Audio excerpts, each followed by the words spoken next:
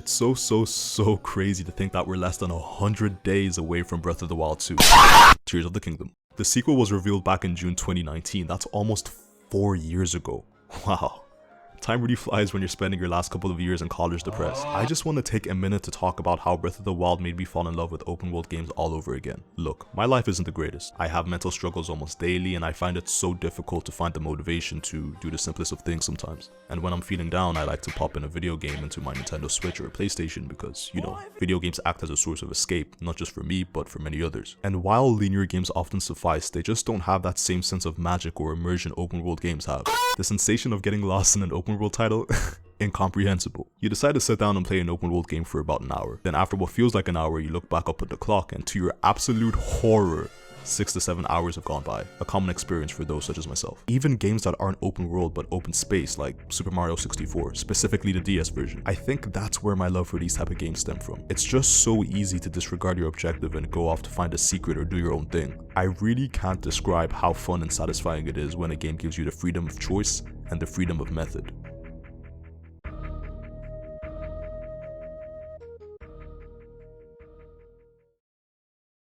I spent an ungodly number of hours on Mario 64 and spent even more on Breath of the Wild, to the point where I've seen all that's to be seen. And when you reach that stage with a game, you revisit it less and it loses that magic it once had, and then you move on.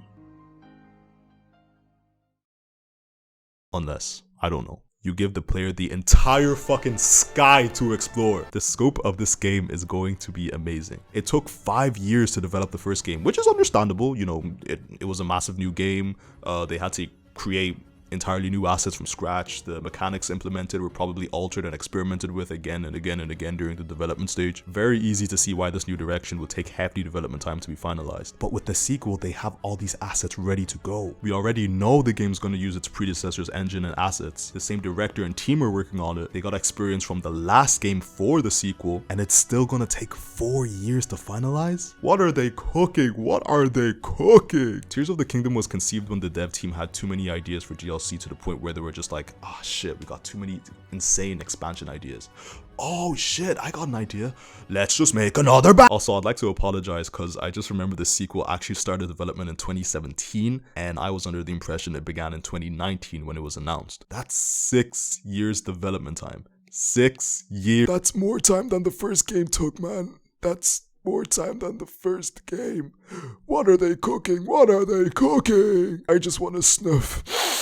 Just a quick sniff of what they're making. I won't even start to theorize on what's going on in this game either. They've been spoon-feeding us reveals and trailers, so there's not much to say other than there's an absolute connection to Skyward Sword. That alone is obvious by the floating island. After all, the goddess Hylia sent pieces of the sky skyward so that the Mize and his goons couldn't get, you know, their hands on the ultimate power, which was presumably the Hey yo, is that Demise? Nah, it couldn't be. But what if, just like Hylia, Demise sacrificed his godhood in a desperate attempt to claim power he was trying to steal way back when, but ultimately failed after a previous incarnation of the hero sealed him via the green magic we see underneath the castle. But in an interesting turn of events, he was ultimately freed as a side effect of that green energy absorbing Link's hand, because there was nothing left keeping Demise at bay. And with Demise free once again, Hylia herself took action and sent the land skyward.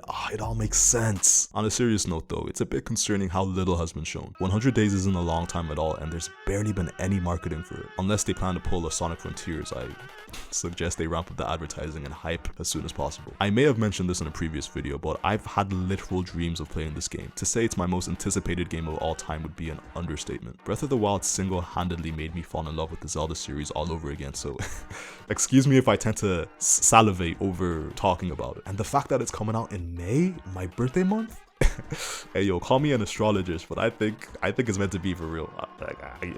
This game was made for me for real. I just wish the sequel was dropping alongside a new, more powerful Nintendo Switch, like the one I speculated about in that one video I made way back when. The first game suffered from frame rate drops, especially in Korok Forest before the patch, and even after the patch it still lags a bit. So on top of being excited, as well as anxious about the sequel's advertising, or lack thereof, I'm a bit concerned for the game's performance. I have no doubt in my mind that Nintendo's gonna optimize it to run as smoothly as it can on the underpowered tablet of a console, unlike Game Freak. But if the game is as big as I imagine it's gonna be, I just don't want this title to end up being the best thing since sliced bread just for it to fumble under performance issues. Pokemon already made that mistake, but not Zelda. Please, not Zelda. Mark your calendars.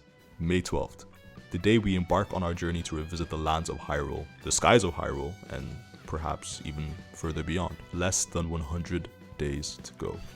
Join me for this major test of patience.